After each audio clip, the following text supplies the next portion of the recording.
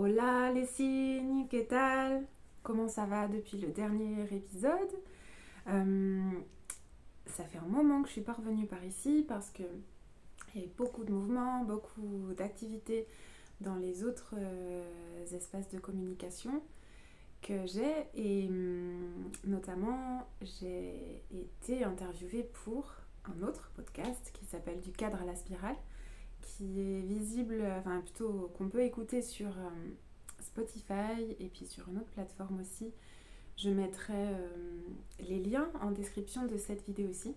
Puis je suis vraiment contente aussi de l'atelier en ligne que j'ai donné il y a quelques jours qui s'appelait Mode vilain petit canard ou mode cygne, des clés pour différencier et je suis vraiment hyper heureuse du moment qu'on a passé ensemble, de la qualité de présence des personnes qui étaient là et de leur retour ensuite.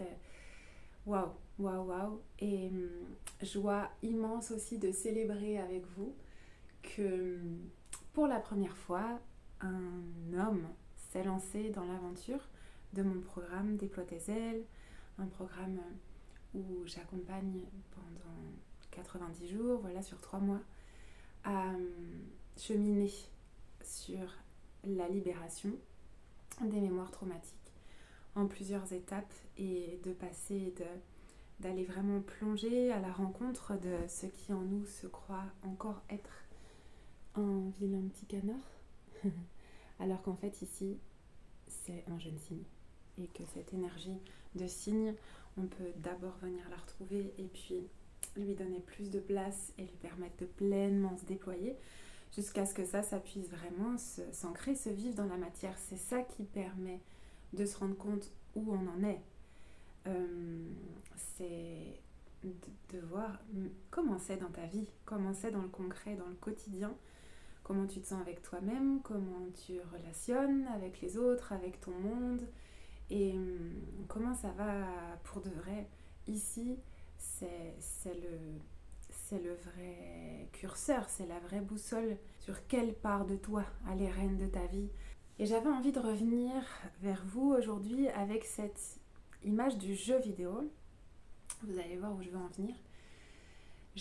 J'observe encore beaucoup de personnes pour qui c'est très difficile de soutenir l'expérience de la douleur émotionnelle, de l'inconfort.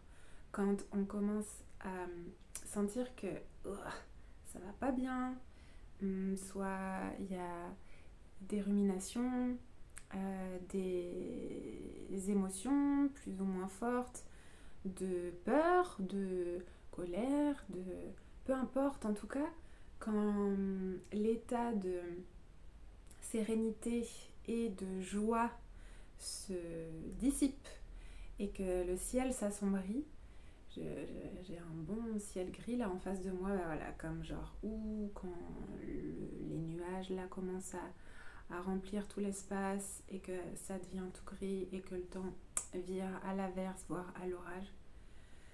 Je vois encore beaucoup de monde avoir pour réflexe de vite vouloir sortir d'ici et de trouver un moyen de se calmer, comme de sortir de là, mais comme si c'était mal d'être là, ou comme si c'était dangereux d'être là, comme si c'était pas ce qu'il fallait, et comme si ce qu'il faut, c'est d'être toujours comme le temps au beau fixe. On sait, on le voit bien, hein, il suffit de regarder la vie dehors avec la météo chaque jour. On ne peut pas contrôler le temps qu'il va faire et ça n'existe pas, il me semble, que ce soit, je sais pas, comme toujours le soleil. Et en plus, de toute façon, quand bien même ça serait toujours le soleil, ou les moments ou les endroits où ça arrive, en vrai, c'est pas si au service que ça. Ça a aussi des conséquences fâcheuses pour plein de choses, notamment pour pouvoir récolter des fruits, des légumes et pouvoir se nourrir. On sait que l'eau et aussi le caca, genre on a besoin d'engrais, de compost et parfois on met du fumier, parfois on met du purin, non? Et j'aime ça quand je conduis puis que je suis dans la campagne et que je sens l'odeur du fumier qui vient d'être épandu et de se dire, eh ouais, ça sent la merde. Et en même temps, comment les moments caca, on peut absolument les mettre au service des récoltes qu'on a envie d'avoir pour sa vie. Et je peux vraiment me relier à cette envie de vouloir que ça s'arrête le plus vite possible, surtout quand l'intensité de douleur ou d'inconfort est forte, ou on sent que ça augmente, ou quand on sent que la réactivation traumatique est telle que ça y est, c'est le reptilien qui a pris le relais, l'alerte rouge est lancée, les hormones de stress, j'entends, commencent à se mettre comme en foufelle, comme on dit ici dans le Nord-Pas-de-Calais. Et ça y est, et c'est la cata. Et on sent qu'en fait, c'est plus fort que nous. Puis on a commencé à plus avoir la main sur ce qui se passe. Et aussi que, comme on n'a pas le contrôle dessus, au moins sur le moment, possiblement que dans ce qui était prévu, dans la journée, voilà, les actions que j'avais prévu de faire, peut-être je vais plus avoir les moyens de faire comme j'aurais voulu ou d'être là en présence comme j'aurais voulu et genre on veut pas ça. Soit ça ou soit juste genre on veut pas du tout goûter à des saveurs comme celle-ci et on veut rester bien dans ce qui nous sécurise. Je peux bien me relier à ça et en même temps je sais pas si c'est ce qu'il y a de plus au service. Ça me fait penser au film d'animation Vice Versa et au personnage Joy qui veut tout le temps être là et puis elle-même elle comprend au fur et à mesure que chaque personnage du vaisseau là a absolument son rôle pour l'équilibre de l'être. Je me souviens d'un moment où j'ai été traversée par une vague traumatique hardcore. Je me souviens de cette fois où j'étais... En fait, la confusion entre les couches de temps, la confusion entre la couche de temps de maintenant, en tout cas le maintenant de cette époque où j'ai eu la reviviscence hyper forte. Cette couche-là et la couche du passé avec laquelle c'est en résonance, qui était réactivée et qui est comme le niveau de peur et de confusion que j'ai eu à ce moment-là. Sauf que à l'âge que j'avais et dans le contexte qui était le mien à ce moment-là, c'est comme si l'intelligence de mon système nerveux et de toute ma psyché savait que j'allais pas avoir les ressources au dehors et au dedans pour pouvoir survivre à ce qui était en train de se passer. Et c'était pas supportable en fait d'avoir un tel niveau de poids. Ça aurait pu me faire sombrer dans soit la psychose ou des troubles anorexiques, que sais-je. Et je pense que ce qui m'a préservée de ça, bon, il y a plein de mes mécanismes de protection qui m'ont préservée de ça. Et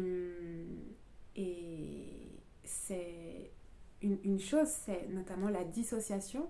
Et comme si quelque chose à l'intérieur se débranche, et en mode, non, mais je peux pas sentir ça, parce que sinon, c'est genre... Il y a une peur, une impression comme ça de désintégration, comme si on allait être atomisé absolument. Et maintenant, à l'âge adulte, si ça revient, c'est comme si c'est le signe que j'ai suffisamment musclé les bras de ma conscience de mon cœur, comme si j'ai toutes les ressources que j'ai déployées maintenant, ça fait que mon système sent que j'ai maintenant les ressources pour pouvoir ressentir ce dont j'ai été coupée de ressentir à l'époque pour me protéger. Et en fait, l'intérêt de le ressentir maintenant, parce qu'il pourrait y avoir un truc genre ah ouais, super, à quoi ça sert d'avoir ce shoot d'horreur là, c'est bon, j'ai pas besoin de regarder un film d'horreur, ça va aller.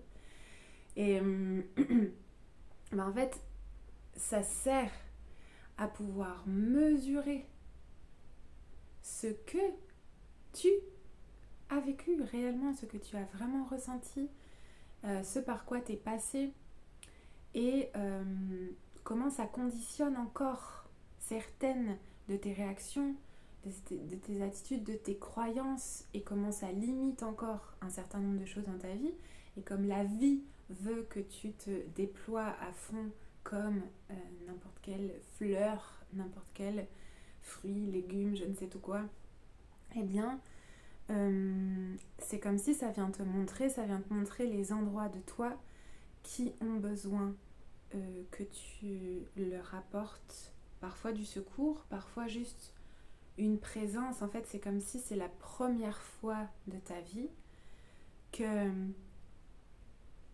la vie que tu as été, que l'enfant que tu as été et qui est encore vivant en toi à cet endroit-là et qui est encore tout seul, qui a été laissé tout seul, sans explication, sans moyen de comprendre, sans moyen de se rassurer devant une situation qui était horrible pour lui, pour elle.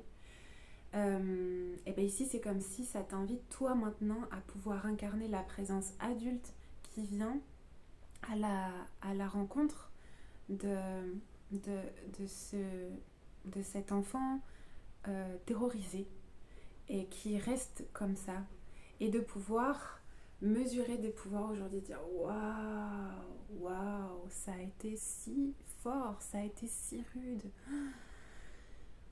et de venir avec toute la compassion et de venir aussi poser des mots qui donnent la clarté maintenant et qui viennent apporter un sentiment de sécurité réel, éprouvé depuis cet endroit-là lui-même. C'est pas toi qui viens créer une forme de sécurité un peu rapide, un peu pushy,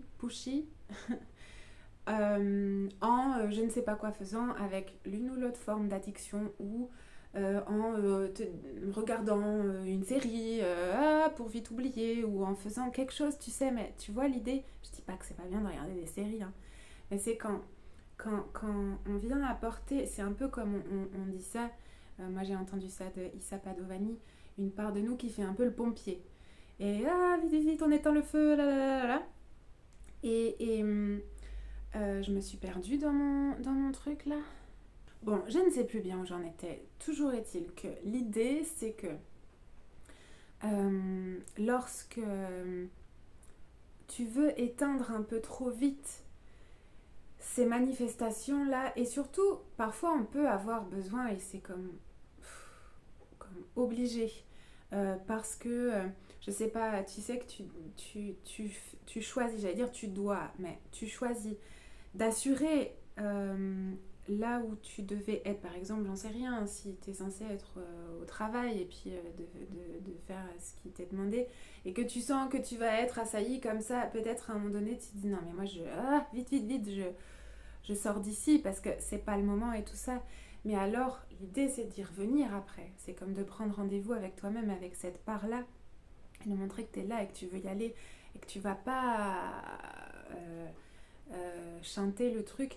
Parce qu'en tout cas, toutes les fois où on chante pour de vrai, toutes les fois où on n'y va pas vraiment, et ben en fait c'est comme si on refaisait vivre encore une fois, c'est comme si on redisait encore à l'enfant qu'on a été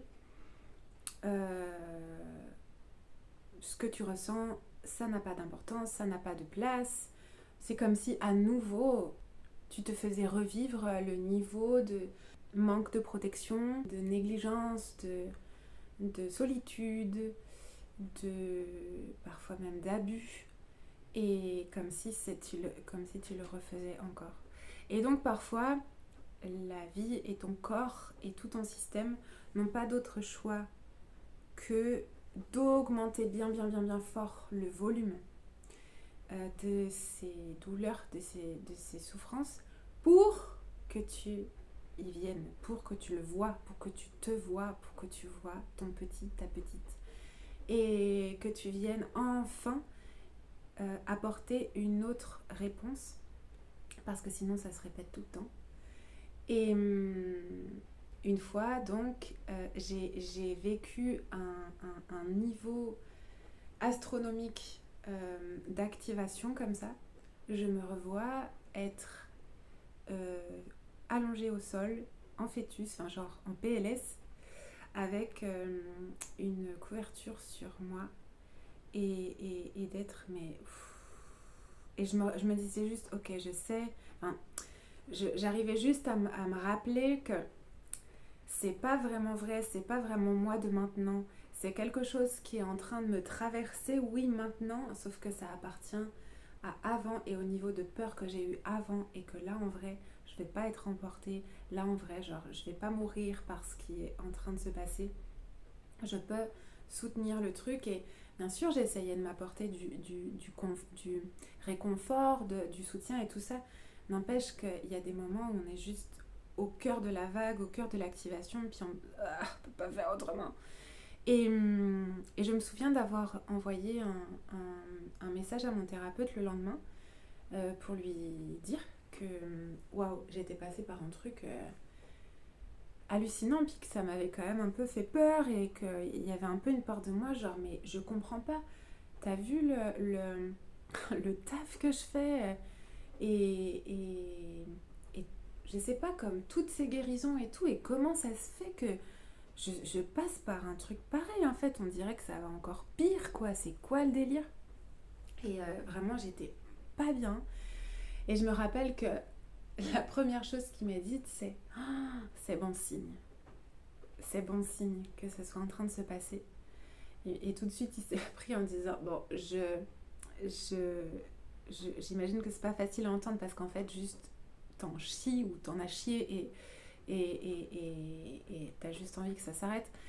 N'empêche que, voilà, moi de l'extérieur, quand je vois ça, je me dis que c'est bon signe, parce qu'au final, plus tu avances, plus tu chemines, plus aussi, comme je disais tout à l'heure, plus t'as musclé tes bras, et plus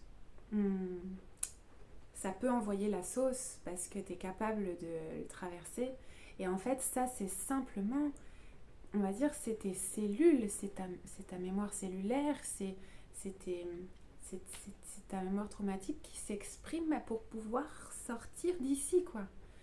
Et en s'exprimant, elle sort, on dit ça, hein, ce qui ne s'exprime pas s'imprime. Donc ce qui était imprimé s'exprime maintenant, parce que ça sent que ça a l'espace pour, que ça a la sécurité pour. Et puis tu te laisses traverser par ça, puis en plus toi tu peux apporter maintenant complètement d'autres réponses, parce qu'en fait tu as plein de ressources maintenant que tu as déployées, et puis c'est ça aussi qui te fait passer à l'étape suivante, et ainsi de suite. Et en fait c'est là que m'est venue cette image du jeu vidéo, parce que je me suis dit mais en fait c'est comme si c'était... alors j'y connais pas grand chose, j'ai un petit peu joué aux jeux vidéo quand j'étais à l'époque du collège-lycée, mais un petit peu, donc pas très beaucoup. J'ai pas une grande connaissance de ça, n'empêche que j'ai quand même cette notion-là que dans un jeu vidéo, genre tu fais une partie, enfin, dans des jeux de quête comme ça, comme s'il y a un personnage qui est en quête d'un trésor, ou de... T'as d'abord une partie, ou de découvrir un territoire, ou je sais pas quoi. T'as une première partie, puis t'arrives au bout de la partie, et si tu l'as gagnée, tu passes au chapitre 2, quoi, au level 2. Et c'est un peu plus dur. Et Et pareil, tu transites le truc jusqu'au bout et là ça te fait passer au troisième, que c'est un peu plus dur. Et parfois, si tu perds, mais ça va, t'as encore des vies. Et donc tu le refais jusqu'à y arriver. Et en fait, plus t'avances et plus c'est dur. Et je me souviens que parfois, il y a un peu euh, quand sur le chemin du personnage, là, du héros, parfois il y a des méchants un peu qui arrivent et qui viennent là. Puis parfois, il faut faire des bagarres avec le méchant. Et à la fin, il y a genre le boss final, le super monstre, ou le maxi, genre le plus gros démon, quoi. Le truc que c'est presque, il est presque invincible, en fait. Et, et pourtant, c'est ici que tu es, et puis tu fais la bagarre avec, jusqu'à ce que peut-être tu gagnes. C'est possible de gagner la partie. Et je me disais, c'est un peu ça l'idée. Et en fait, ça me détend. Ça m'a détendu à la seconde où je me suis dit ça, que ça aide à ne plus avoir peur de ce qui peut se manifester en nous avec un goût de démon ou de super boss. Et de se rappeler que en fait c'est à la mesure de ô combien j'ai pu avancer dans mon chemin de libération. C'est à la mesure de comment mon signe se réveille, de comment il a fortifié ses ailes, de comment il est chaque fois plus prêt à les déployer, ses ailes, puis à s'envoler, et de comment la part de moi qui est comme en mode vilain petit canard, qui se croit encore être un vilain petit canard, qui se croit avoir peu de valeur, qui croit qu'elle mérite rien, puis qui est capable de rien, et qui est encore coincé dans un état de victime de ce qui lui est arrivé, puis qui reproduit ça tout le temps. C'est comme si le signe que je suis en train de réveiller a pu et est en train vraiment d'aller à sa rencontre, puis d'aller le sortir de là et d'aller l'emmener avec lui, genre au pays des rêves. Et puis quand je parle comme ça de démon ou du super boss du jeu vidéo, ce qui aide aussi beaucoup à ne plus en avoir peur et donc à ne plus vouloir le fuir. La prochaine fois qu'il y a un inconfort, une douleur, une résistance, un truc rude qui est en train de te traverser, pour que tu aies plus de pouvoir de traverser ça et que ce soit le plus à ton service possible, de se rappeler comme de ne plus avoir peur de cet effet démon, de cet effet c'est énorme, c'est le big monstre là qui est en train d'être devant moi, je vais me faire écraser la face en une pichenette. Et c'est de se dire, ok, comme dans la légende de Fan, cerf, c'est pareil, selon Jamie Sams dans les cartes médecine,